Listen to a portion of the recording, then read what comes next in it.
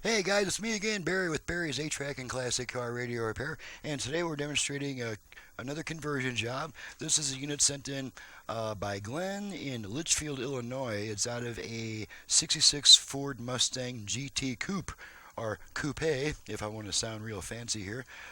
So we're, and this customer has requested pretty much the all bells and whistles. We've got the FM conversion, we've got USB, Bluetooth, aux-in, and my cool little master input-output box because this customer plans to use this unit with an external amplifier. So my master input-output box, you have your left, right, front, and rear preamp outputs, which are after the controls, so your controls will control the entire system if you're using an external amplifier.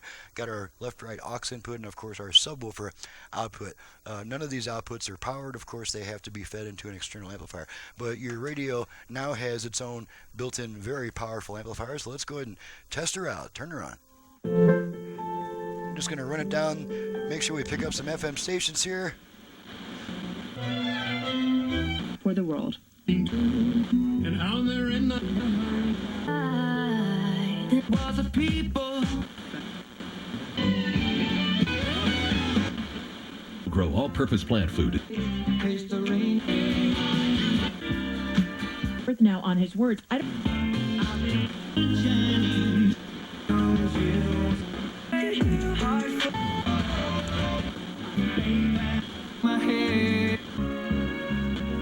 It's not your type. Send images into a bit. Last night, living in just to know how it feels. Hey, it's Jenny and Steve from the new Colt at 107. Okay, that's pretty typical, about 30 or so FM stations. Let's flip it over to AM, which on this model we do by turning it off and then right back on within about half a second. So off, on. Now we're on AM. So make sure we pick up the 3 AM stations I get in my area. Here at Lamb Nissan, our first 1, priority. 2.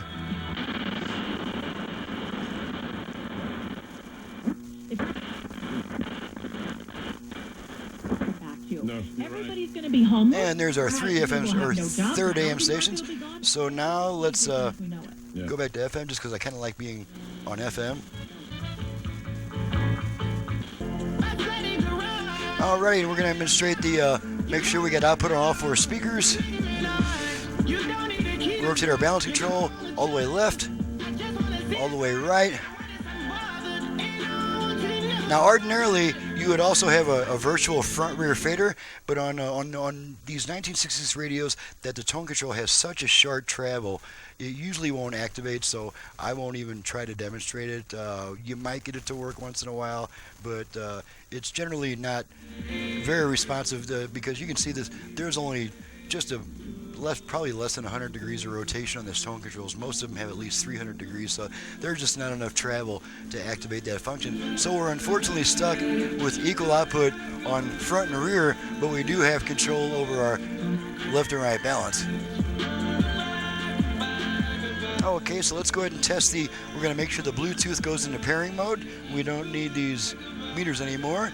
We're going to put our Bluetooth into pairing mode by giving our volume control 2 turns to the right. Bluetooth ready to pair. Okay, Bluetooth ready to pair. So the unit is now trying to pair with a portable audio device, and as you know by now, I don't do all that on the video. I just make sure it goes into pairing mode. That way we know it operates. Let's make sure that it plays a USB stick. I got my radio commercial on this little stick here. I'm going to plug her in, make sure it starts playing.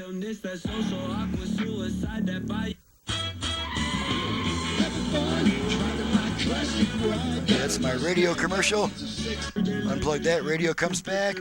Okay, so now the last but not least, we're going to do the 8-track function. Let's see, what am I in the mood for right now? How about, and we'll do some good old Neil Sedaka. Switch tracks a bunch of times.